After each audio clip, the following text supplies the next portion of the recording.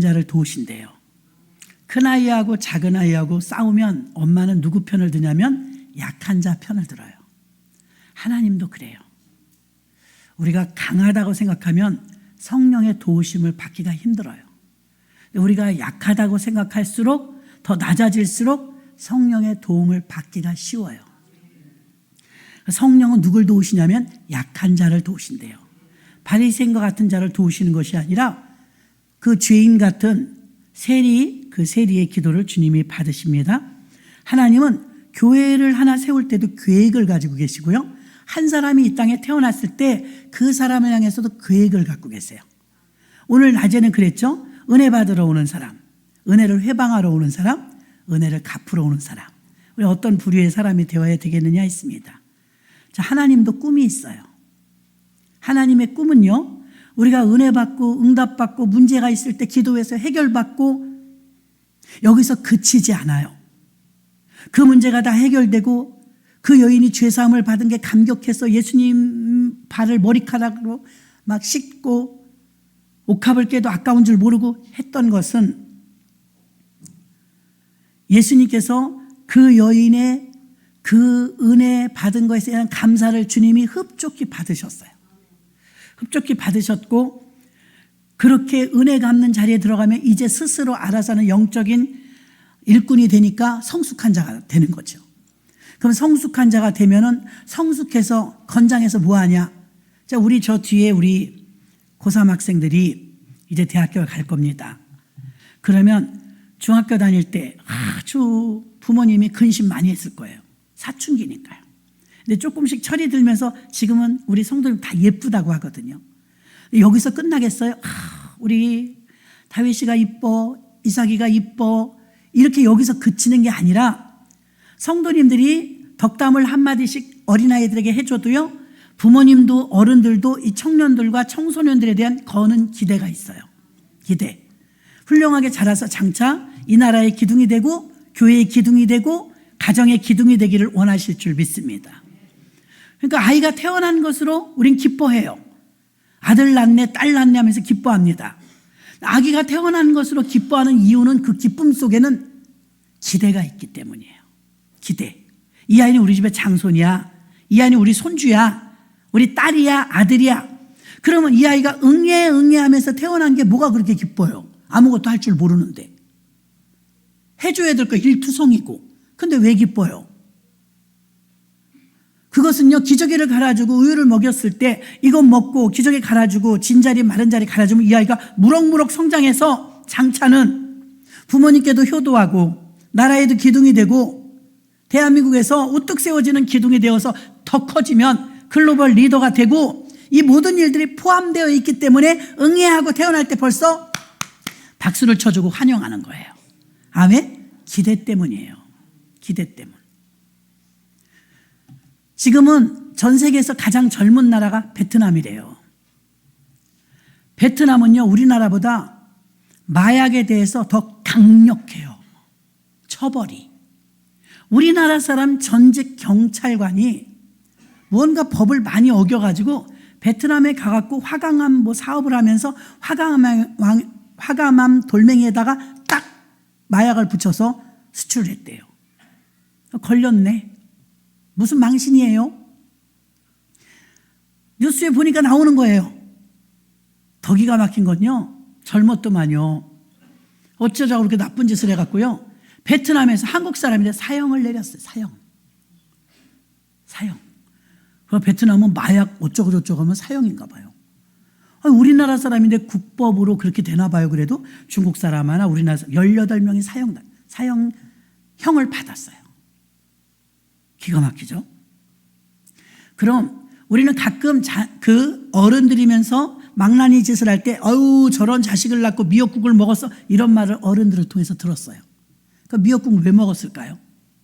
자녀를 낳았을 때는 자녀에 대한 기대가 있어요. 너 장차 마약 사범이 돼갖고 베트남 가서 너 사형받아라, 이렇게 하고 키우는 부모는 단 한 명도 없어요. 근데 어떻게 된 거 결과가 외국에 가서 사형 원도를 받았으니 그 부모나 그 가족들에 대한 기대에 어긋난 거죠. 어긋난 거. 하나님 우리를 구원해 주실 때도요, 다 하나님은 비전이 있어요. 우리 한 사람 한 사람을 구원해 주시고 우리를 향한 기대가 있어요. 기대치. 근데 우리는 과연 이 세 부류의 사람들 가운데서 하나님의 기대치에 다다르는 사람인가? 하나님 기대치에 못 미치는 사람인가? 하나님 기대를 저버리는 사람인가? 우리도 생각해 봐야 된다는 것입니다. 새 가족이 오셔서 환영합니다. 환영하고 박수 칩니다. 그러면 저분이 교회에 적응을 잘하고 뿌리를 잘 내려서 장차 예수의 제자로서 우리와 함께 동역을 할 수 있는 동역자가 되었으면 좋겠다는 기대감이 우리들도 있고 주님도 있는 거예요. 주님도. 근데 여기서 그렇게 되려면, 하나님의 꿈과 비전에 합당한 자가 되려면 반드시 거쳐야 될 게 성령의 충만함입니다. 성령의 기름 부음이 임하지 않고 그렇게 될 수가 없어요. 필수 코스가 성령 충만이더라 이것입니다. 성령이 충만하니까 젊은이가 이상과 몽조를 깨닫고 늙은이가 꿈을 꾼대요. 세상에서는 있을 수 없는 일, 늙은이가 어떻게 꿈을 꿉니까? 80이 넘으신 분들 물어봐요. 장래의 희망이 뭐냐고. 저는 물어봤어요. 없어요. 그저 자식들 잘 되는 거. 그리고 나 안 아팠으면 좋겠다. 나 열심히 돈 벌어갖고요, 세계 제일이 돼. 이런 사람 없어요. 80 넘어가지고서는요, 정리하는 단계죠. 정리하는 단계. 근데 성경은 뭐라고 하면 너희 늙은이가 꿈을 꾼대요. 할렐루야. 막 비전이 생기는 거예요. 꿈이 생기는 거예요. 세상하고는 정반대로 가죠. 동방박사, 이제 성탄절이 다가오면 동방박사들 이야기가 많이 나올 거예요. 동방박사는 출발할 때부터 밤에만 가야 돼요. 별빛을 따라가니까요. 내비게이션이 없을 때니까, 주소지가 없으니까, 별이 뜨면 그 별빛이 인도하는 대로 따라가니까 낮에는 자고 밤에는 걷고 강행군을 합니다. 이건 세상 사람들과 반대로 가는 거죠. 반대. 요즘은 죄를 짓는 사람도 밤에 안 자요. 밤새 돌아다녀요. 그럼 마귀의 타겟이 될 수 있어요. 그런데 동방박사가 낮에는 쉬고 밤에는 걸으면 일반인들과 삶이 뒤바뀐 거죠. 어떤 면에서 초대교회, 원형교회 성도들도 보니까 일반 사람들의 삶과 반대 삶을 살아요. 성경은 언제나 역설적이죠. 살고자 하면 죽고, 죽고자 하면 산대요. 그런 말씀이 많이 나와요.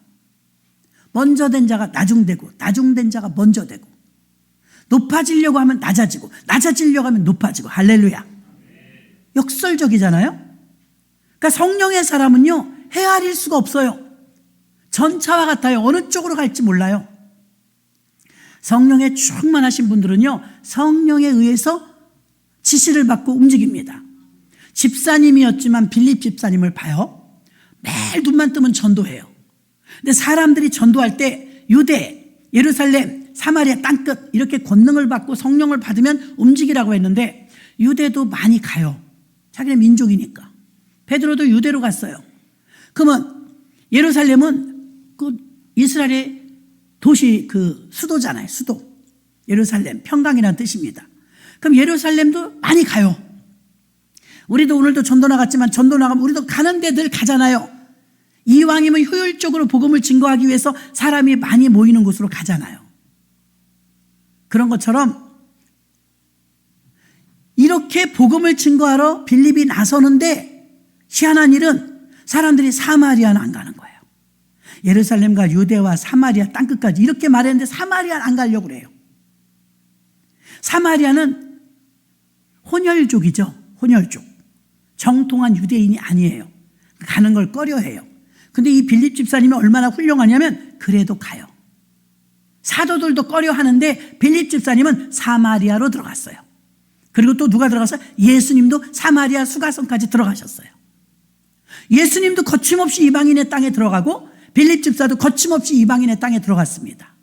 사람들이 꺼려하는데도요. 성령이 운행하시지 않으면 거기 못 갑니다. 성령의 인도함을 받지 못하고 하나님의 말씀의 인도함을 받았던 요나도 자기가 거역하면서 니네웨로 가려니까 다시스로 갔어요. 아무리 하나님을 믿는 사람이라도 성령의 인도함을 받지 않으면 내가 가고 싶은 곳을 간다 이거예요. 요즘 신학교 졸업하시는 강도사님들, 전도사님들은요, 임지를 줘도 안 가요. 골라가요. 교회에서도 적은 임금으로 사례비를 적게 드리면서 훌륭한 인재를 등용하려면 참 힘들죠. 옛날같이 하나님이 제일주의, 하나님 우선주의로 뭐 아골골짝 빈들어도 이렇게 가지 않아요. 요즘은 학군도 보고요, 교통도 보고요, 예우도 봅니다.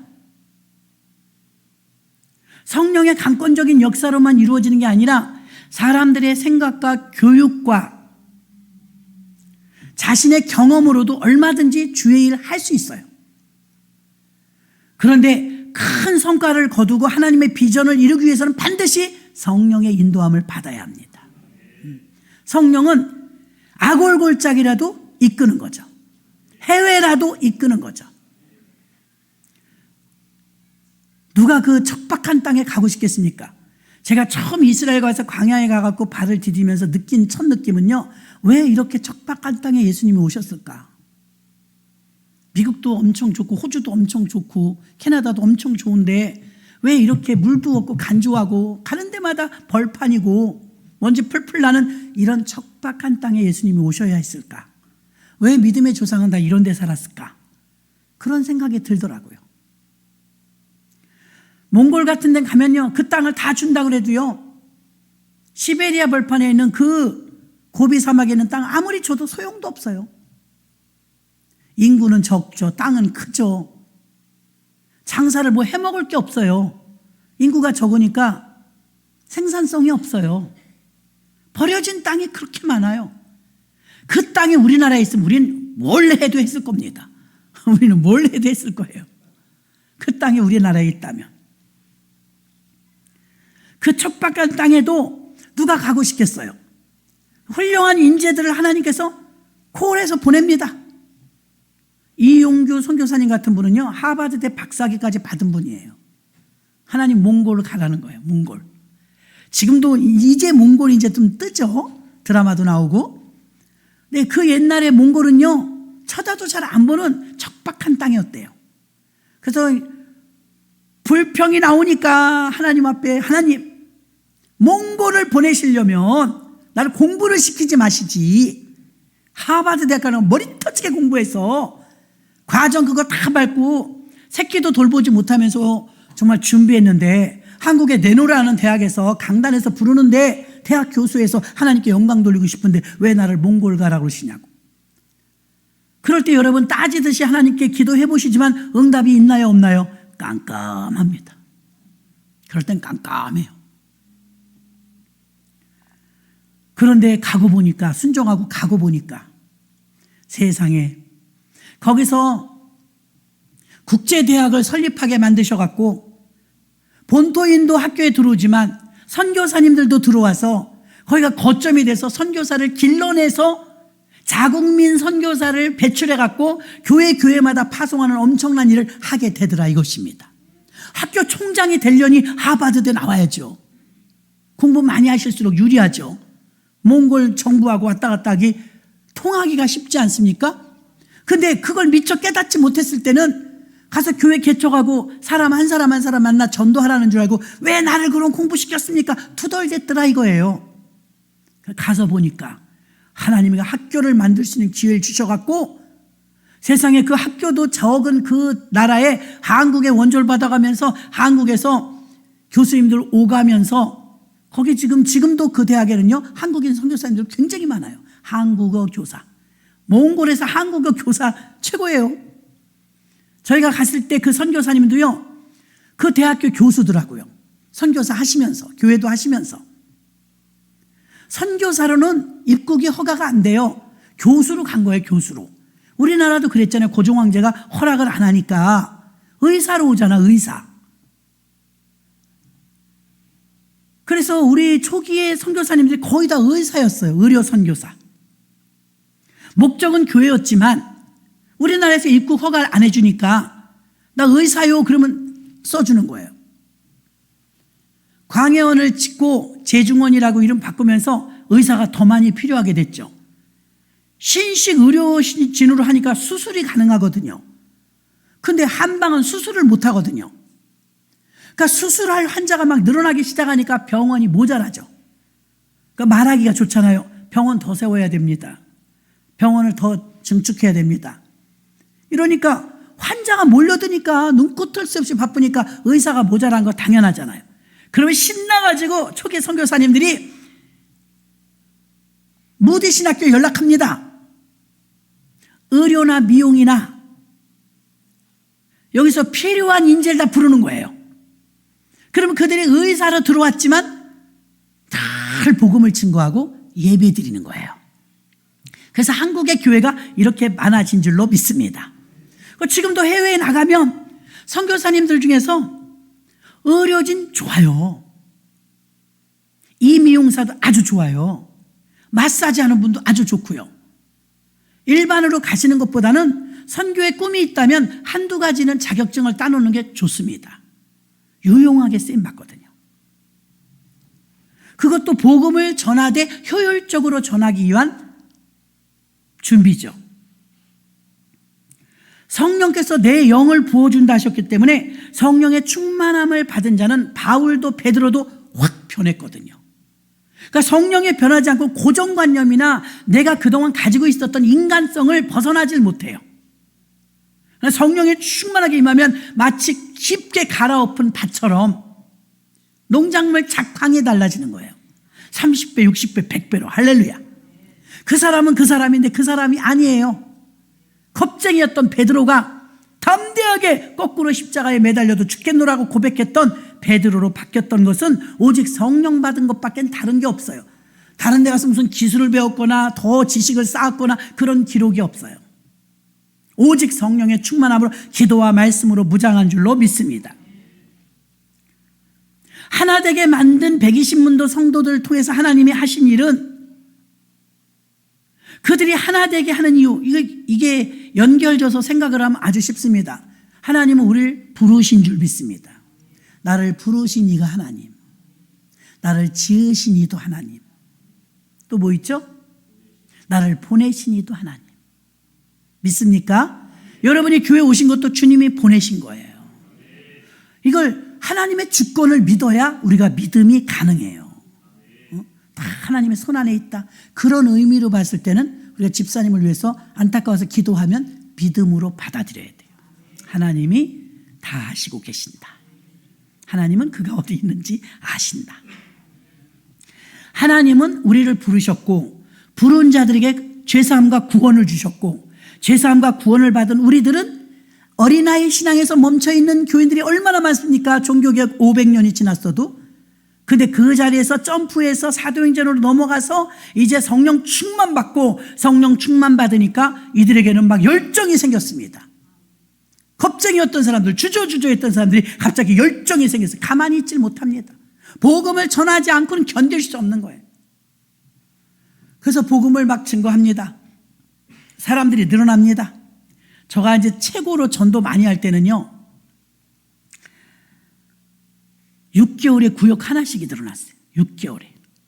그래서 무슨 소리를 했냐면 사람이 교회 나와서 침례를 받고 몇 달 지나고 한 3년 되면 집사 임명을 받아요.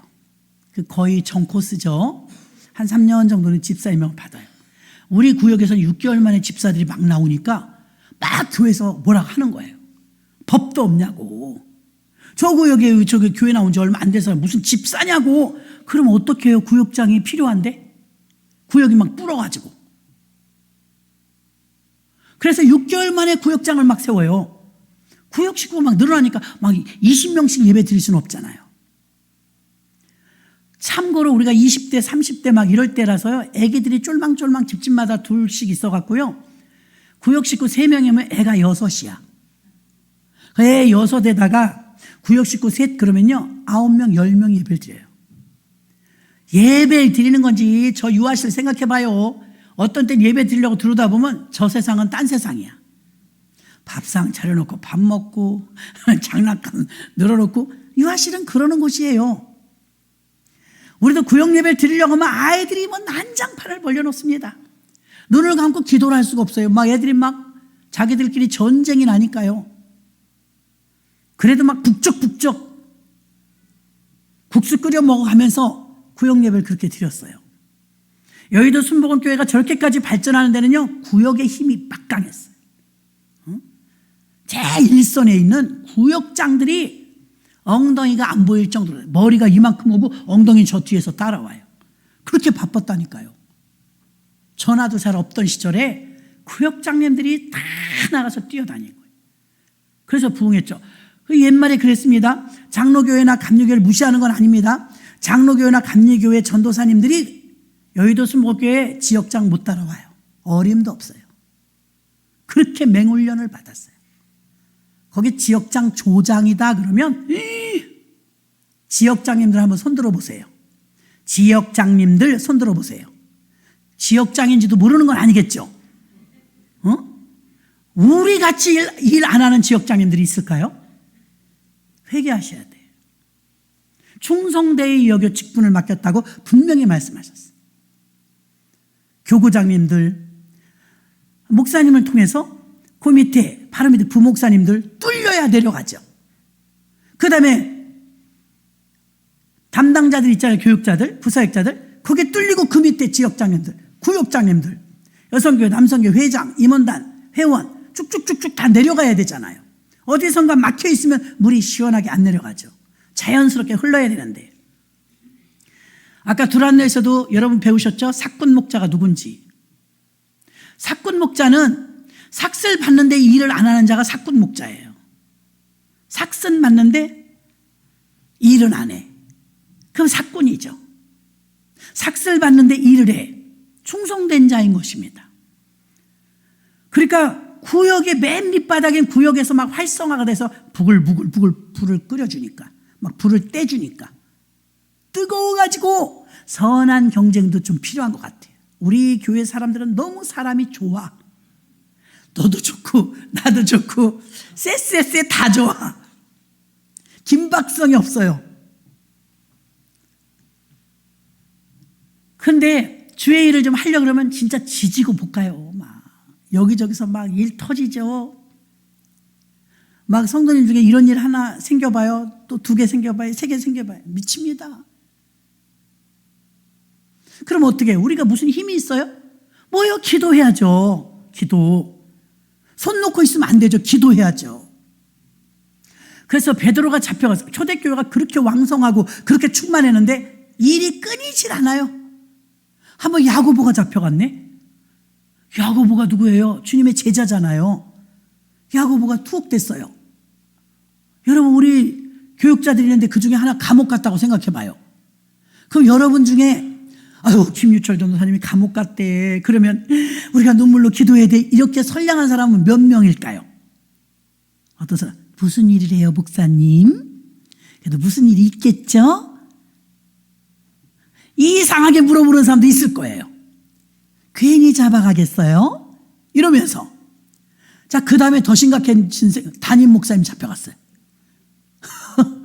담임 목사님 잡혀가면 여러분 무슨 말을 만들어낼까요? 충원수 목사님 잡혀갔대. 이 또 방송 듣고 진짜 그런지 알라. 아닙니다. 아니, 베드로가 초대교회 담임 목사님이에요. 그렇죠? 베드로는 초대교회 담임 목사님이에요. 잡혀갔어요. 복음 증거한다고. 담임 목사님 믿음이 어떤가 봐요. 베드로가 콜콜 자요. 콜콜 잔다는 것은 마음이 평안하다는 거예요. 뭐 내가 잘못한 게 없으니까. 하나님이 다 아시니까 의연한 거예요. 믿음이 없으면 콩을 볶아요. 믿음이 있으면 의연해요. 하나님이 지켜주실 것이다. 그러니까 하나님께 자기 생명을 맡겼으니까 내일 사형인데 오늘 자요. 근데 교인들은 안 잤어요. 사도행전 12장에 봐요. 베드로가 잡혀갔어요. 헤로도 왕이 나쁩니다, 아주. 그런데 교회가 모인 거야. 담임 목사님이 모이라고 안 했어요.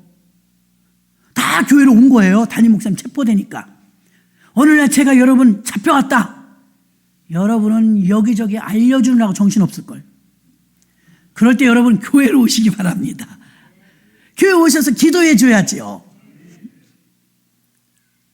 그래갖고 교회에 막 모였어요, 사람들이. 야, 큰일 났어. 베드로님을 잡아갔어. 담임 목사님 잡혀갔으니 우리 교회가 이거 어떻게 지탱을 하겠어? 대책을 세운다고 나경일 목사님 쓰러지셔갖고 위독하셨대요. 사모님이 오셨대요. 금방 또 장로님들이 달려왔대요.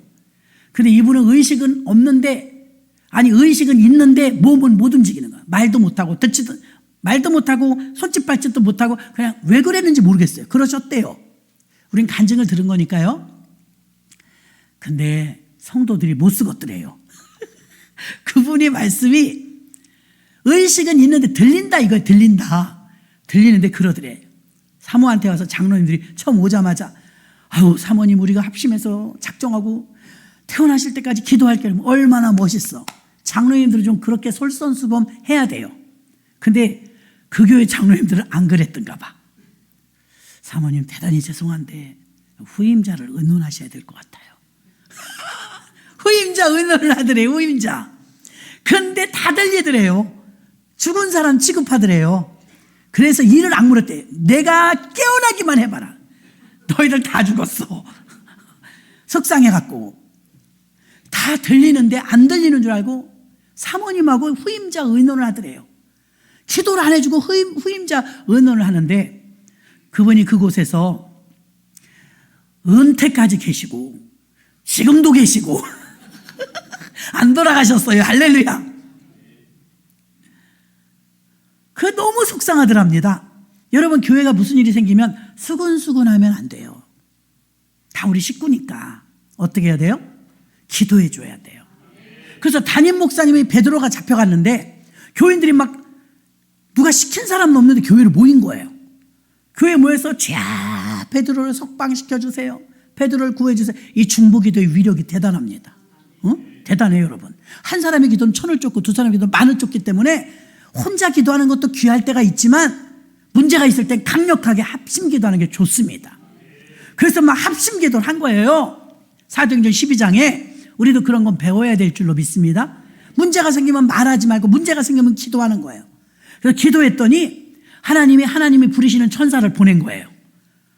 그래갖고 발로 베드로 옆구리를 툭툭 치니까 베드로는 꿈인지 안 거예요. 꿈인가 보다 하고 수르륵 일어났어요. 나와라. 첫째 문을 지나 둘째 문을 지나 셋째 문을 지나 대문을 나왔어요. 그러다 보니까 정신이 차려진 거예요. 그래갖고 내가 어떻게 나왔지? 하는데 천사가 스르륵 없어졌죠. 어디로 가겠어요? 목사님이 교회로 갔죠. 교회로 갔더니 막 왕왕왕왕 아까 여러분 기도한 것처럼 기도 소리가 들리는 거예요. 그러니까 우리 성도님들이 내가 시키지도 않았는데 내 신변에 문제가 생기니까 나를 위해서 기도해 줬구나. 우리 지금 한 분만을 위해서 기도한 게 아니라 은층군 성도님 때도 우리가 얼마나 기도했어요. 우리 합심해서 기도하는 게 얼마나 위력이 있는데요. 그래서 기도하는 소리를 듣고 베드로가 두드렸죠. 기도하느라고 못 들어요. 막 아이가 하나 있었잖아요. 로데라고. 누구세요? 베드로다. 얼른 문을 열어줘야 되는데 베드로님이 오셨어. 베드로님이 오셨어. 얼마나 간증이에요. 그랬더니 기도를 해놓고 기도 따로 믿음 따로. 무슨 소리야? 베드로는 지금 감옥에 있어. 네가 헛소리 들었구나. 진짜 베드로예요. 그런데 계속해서 문 두드리는 소리가 들려요. 나가봤더니 베드로지요. 아멘. 얼마나 기뻤을까요? 중보기도를 같이 했는데 그 기쁨을 같이 할 때 기쁨은 정말 커요. 아멘. 잃었던 양을 찾았던 것을 주님이 기뻐서 어깨에 메고 온 것처럼 같이 기도했는데 응답됐을 때 얼마나 기쁜데요. 그래서 나는 은층군 성도님 너무 예뻐요. 왜? 우리가 간절히 기도할 때도 있었는데 지금 예수 잘 믿으시니까 얼마나 기뻐요. 하나님의 기대에 성도님들의 기대에 부응하는 거잖아요. 부응. 베드로가 살아났어요. 베드로의 믿음도 대단하지만 베드로를 위해서 그 한 사람을 위해서 중보기도 해줬던 교회의 통성 합심기도의 힘은 대단했던 거예요. 그런 일들이 성령이 함께 하시지 않고는 불가능하다는 것입니다. 성령으로 이 기름 부음이 임하면 부르신 자를 성령을 부어주셔서 성령 충만 주시고 성령 충만 받은 자가 나가서 또 전도하고 성령 충만 받은 자들이 모아져서 교회 안에 합심 기도하는 것처럼 하나 되는 게 주님의 2차적인 목적이죠. 그럼 하나 됐습니다. 하나 되는 게 뭐? 교회가 하나 돼서 뭐 어쩌자고? 교회가 하나 되면 어떤 역사가 있느냐? 교회가 세워집니다. 교회가 세워져요? 그게 주님의 원래 목적이에요. 자, 교회가 세워지는 게 나한테 무슨 유익일까? 거슬러 지금 그 원인을 찾아가 보는 거예요. 그래서 하나님이 날 부르셨어. 내가 왔고, 또 어려움을 겪었던 사람 기도했어. 중보기도 살아났고, 그럼 거기 끝나야 되는 거 아닌가? 아니에요. 거기서 끝나지 않아요. 그 다음에 성령의 기름 부음을 받으라는 거예요. 예루살렘을 떠나지 말고 성령 충만을 받으라는 거예요. 그 성령의 충만함을 받았어요. 그럼 받으면 어쩌냐? 받으니까 덩실덩실 기쁘니까 하나 되더라. 성령 충만 받으니까 베드로가 감옥에 갇히니까 하나 돼서 합심하고 기도했지, 우리 다음 후임자 누구랄까요? 이러지 않았다는 거예요. 만약에 그 교회가 성령 충만 받지 못했다면 그 초대교회는요, 분명히 다음 후임자를 골랐을 거예요. 자기들을 위해서. 근데 후임자를 고를 그런 의논을 한 게 아니라 어떻게 했어요? 합심하고 기도하고, 그 기도하면서 우리 막 한마음 되는 그 느낌을 다 받은 거예요. 그러니까 하나 되는 게 왜 중요하냐? 하나 돼야 비로소 교회가 세워진 거예요. 자, 교회가 세워지면 그 다음에 내가 뭐가 좋으냐 이거예요. 교회 세워서 뭐하게? 목사님만 좋은 거 아니야? 예수님만 좋은 거 아니야? 교회 세운 게 나하고 무슨 상관이야? 교회를 세우면, 교회가 세워지면 하나님 나라가 임해요. 하나님 집이니까. 그럼 하나님 나라가 임하면, 그럼 뭐가 좋은 거야? 하나님 나라가 임하면, 하나님이 통치가 들어가요. 북한의 김정은 통치 받으면 굶어야 돼요. 무기만 팔아요. 근데 우리는 자유민주주의 국가이니까, 우리는 남한의 통치를 받으니까 이렇게 자유해요. 아멘. 자, 그러면 하나님이 통치하면 얼마나 좋을까요? 우리하고 딱 맞잖아요. 자, 우리 역사를 배우면 이순신 장군, 세종대왕, 태종태세, 문단세 이거 배웁니다. 우리 조선왕조 500년 자랑할 거 하나도 없어요. 부끄러워요. 우리 과거 사극 보면 막 나오잖아요. 그게 우리 역사예요. 근데 이스라엘은 참 기가 막혀요. 거기에 역사 공부를 하면 모세가 나와요. 아브라함 재밌겠더라고요. 우리도 그 나라의 역사를 그렇게 많이 알아요. 그렇죠? 나 우리나라의 역사보다 난 이스라엘 역사를 더 많이 알아요. 아브라함 여러분 몰라요? 모세 몰라요? 야곱 몰라요? 꿰잖아. 창세기부터 쭉 거슬러 내려오면 다 읊을 수 있잖아요. 요셉을 몰라요? 야곱을 몰라요? 에서를 몰라요? 이렇게 남의 나라 역사에 관심 많은 사람이 누가 있겠어요? 성경의 역사가 이스라엘의 역사예요. 그러면 보세요. 교회가 세워지면 하나님의 통치가 이루어진다. 하나님의 통치가 이루어지면 아브라함의 하나님, 이삭의 하나님, 야곱의 하나님, 너무 스무스하게 기독교 국가가 되는 거예요. 하나님 나라가 세워지는 거예요. 이 세상에 이렇게 난 그 조그만 여자의 하나의 노란한 거 생각하면 치가 떨려요. 전청존지 뭔지. 그게 뭐예요 도대체? 27살이면서 이쪽에서는 여자고 저쪽에서는 남자라네? 뭐 이런 이상한 법이 다 있어요? 그 여자예요. 그 남장을 했어요. 그 이쪽에서는 선수하고 연애할 때는 남자로 연애하고, 저쪽에서 사귀실 땐 또 여자로 사귀쳤네. 자기가 뭐 삼성그룹보다 돈이 더 많다나? 그걸 또 믿어요? 우리나라 1등이 삼성그룹인데. 사기를 많이 쳤더라고요. 왜 이런 망측한 말도 안 되는, 장난 아니에요? 이런 기가 막히고 혀를 찰 일이 일어났단 말이에요. 지금 현 상태에서. 왜 이럴까요? 하나님을 모르는 백성, 말씀을 모르는 백성, 하나님의 창조의 목적과 가치대로 움직이지 않으면 다 미쳐 돌아가는 거예요. 남자인지 여자인지 이게 말이 되냐고요. 하나님은 뜨뜻미직하지 않아요. 천국 아니면 지옥 아니면 그 다음에 중간이 있다, 그건 연옥이니라, 그런 적이 없어요. 흑백이 분명해요. 천국 아니면 지옥입니다. 남자 아니면 여자입니다. 까만 거 아니면 흰 거예요. 이게 분명한 거, 흑백이. 근데 지금 세상은 어때요? 다 어디로 끌려가는지 몰라요. 왜 이렇게 우왕좌왕하고 말도 안 되는 게 왜 판을 칠까요? 상식도 없어요. 그 이유는 하나님을 떠났기 때문이에요. 그럼 반대로 하나님이 통치하는 사람은 질서가 정연합니다. 상식을 벗어나지 않습니다. 하나님 말씀 안에서 다 통제를, 하나님의 거룩한 통제, 거룩한 통치가 이루어지고 있기 때문에 아무 걱정 없어요. 공산주의가 좋을까, 자유민주주의가 좋을까, 이게 우왕좌왕 할 필요가 없어요. 하나님의 신본주의가 최고입니다. 신본주의.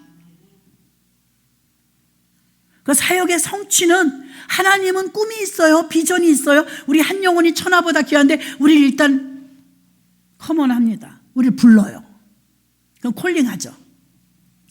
불렀는데 어느 사람은 오고 어느 사람은 안 와요. 그 오신 분들 가운데서, 하나님 오신 분들 가운데서 하나님도 그를 또 훈련하십니다. 어떻게 훈련하세요? 죄 사함을 받고 구원받게 하세요. 그럼 구원 받았어. 구원받은 사람이 성령 받게 하셔. 성령 받았어. 성령 받은 사람은 하나 되게 하셔. 하나 됐어. 하나 되니까 교회가 세워져. 교회가 세워지니까 이제 통치하는 분이 있어야 돼. 주권. 하나님의 주권. 그 드디어 교회들이 모이니까 하나님의 통치가 시작돼서 그게 하나님 나라예요. 교회가 어디까지 목적을 둬야 되느냐? 하나님이 주권이 살아있는 교회, 하나님이 통치하는 때, 그게 바로 천국입니다. 하나님 나라입니다. 하나님 나라는 여기 있다 저기 있다 너희 안에 있느니라. 곧 우리가 죽어서 가는 천국만이 천국이 아니라 이 땅에서도 천국을 누리려면 하나님의 통치권 안에 들어가야 합니다. 하나님의 통치권 안은 어디입니까? 하나님이 다스리는 그 나라가 되면은 사막도 꽃동산 되리라. 사자굴에 어린이가 손 놓고 장난쳐도 물지 않는 그런 나라, 적이 없는 나라. 여러분이 성령 충만하고 은혜 받을 때 가끔 그거 느끼시잖아요. 맨날 느껴야 되는데 우리가 간헐적 성령 충만하니까 맨날 느끼지 못해요. 성령 충만할 때 행복하시지요? 행복하시지요? 진짜 행복하고, 돈이 있고 없고 직업이 있고 없고가 문제가 아니에요. 몸이 아프고 안 아프가 문제가 아니에요. 성령 하나님이 내 안에 들으셔서 통치가 시작되면 기쁨이 충만해요. 감사가 충만해요. 조금도 부족함이 없을 것 같은 분인데 늘 울어요. 벅차서. 아까 그 여인 같아요. 마리아. 울어도 눈물이 나. 첫 은혜 받았을 때 정말 여기 짓물러 갔고요. 얼마나 쓰라렸나 몰라요. 그렇게 울리시대요. 우리 교회 청년 하나가 예전에 성령 받았는데 아줌마처럼 울어. 막 그래. 그런데 그렇게 사랑스러워. 한 3년을 울대요. 자기가 죄를 졌으면 얼마나 지었겠어요. 눈물도 하나님 주시는 은혜입니다. 은혜. 그렇게 울대요. 그리고 주의 일을 하는데 늘 기뻐. 헌신적이야. 그게 첫사랑이에요. 첫사랑. 자, 하나님이 다스리는 그 나라가 되면은요, 자발적으로 스스로 움직이는 영적 성숙이 오는 줄 믿습니다. 영적 성숙. 그 하나님 나라가 되면, 하나님 통치가 되면 그게 하나님이 원하시는 목적이에요. 우리 구원만이 목적이 아니라 하나님의 목적과 하나님의 비전은 하나님 나라가 세워지는 거예요. 그래서 우리는 슬로건이 있잖아요. 오직 예수, 오직 복음, 오직 교회, 오직 하나님 나라. 그 하나님 나라가 그 하나님 나라예요. 하나님이 다스리는 나라. 여러분 중에서 예전에 우리는 다윗을 통제할 수가 없었어요. 치환이도 통제할 수가 없어요. 아직도 멀었지만 그럼에도 불구하고 아이들이 너무 예뻐졌어요. 점점 더 변할 것입니다. 그런데 통제가 안 될 때 너무 힘들어요. 어른이라도 통제가 안 되니까 관리가 안 돼요. 너무 힘들어요. 하나님이 다스리면 아주 쉬워요. 아주 쉬워. 하나님 뜻대로 사니까요. 하나님 뜻대로. 그래서 여러분 한 사람 한 사람 모두가 다 하나님이 통치하고 하나님의 통치 속에 들어갔다면 이게 교회가 뭐 이거 하십시오 저거 하십시오 그럴 필요가 없어요. 정말 물 흐르듯이 부드럽게 딱 내가 필요해서 내가 그냥 마음에 감동받아서 사과를 딱 사갖고 하는데 교회 오니까 딱 오늘 메뉴가 사라다라네. 예를 들면 그렇게 딱딱 맞아간다니까요. 그거 희한해요 진짜. 성령이 함께 하시고 하나님 나라가 세워지면 이게 딱딱 맞아 들어가요. 와, 그걸 체험하지 못한 분은 몰라요. 하나님이 은혜 주시면 눈물 나요. 눈물 나서 기도하다 보면, 그래서 어느 날은 막 성가대 속에서 이렇게 찬양하다 보면, 찬양하면서 쳐다보니까 여러분은 안 보이는 게 성가대 속에서는 또 보일 수도 있어요. 또 성가대 속에서는 아이들이 막 잠잘 때도 있잖아요. 그럼 여러분들이 막 인상을 찡그려요. 저 어느 안전이라고 저기 앉아 저렇게 조는가. 답답하죠. 그 성령의 은혜로 귀가 열리고 마음이 열려야 되는데 아직까지 그 단계에 도달하지 못할 때는 시간이 지루할 뿐이에요. 그래서 자녀들을 위해서 기도해 줘야 됩니다. 하나님 나라가 임하면 아이들은 이상과 몽조를 깨달아요. 똑같이 앉아있는데 붕 뜬 것처럼요, 자기는 다른 비전을 막 받는 거예요. 찬양 중에, 말씀 듣는 중에, 통성 기도하는 중에 비전이 오는 거예요. 그래서 막 꿈을 꾸는 거예요. 늙어서도 꿈을 꿉니다. 놀라운 역사죠. 90이 넘어도 막 선교 간다고 그래갖고, 지난번에 간증 들었잖아요. 90 넘었는데 선교 갔다 왔다잖아요. 선교센터에서 안 보내줍니다. 순교가 아니고 운명하실까봐. 성령이 함께 하시는 사람은요, 아무도, 그래서 초대교인들은 세상이 이겨보질 못했대요. 세상이 감당치 못할 믿음이라 그랬어요. 세상에 감당치 못. 우리 믿음이 식으면 자꾸 시이소처럼 견줘요. 이런 게 오를까 저런 게 오를까. 강력한 성령 충만 있을 때는 타협이 없어. 그냥 고야 고. 흥정하지 않아요. 분명합니다. 사역의 성취라는 오늘 제목처럼 주님의 사역의 성취가 이루어질 때까지, 주님이 다스리는 그 나라가 될 때까지 우리의 행진은 계속될 것입니다. 기도하겠습니다. 하나님 감사합니다. 로마서 8장 20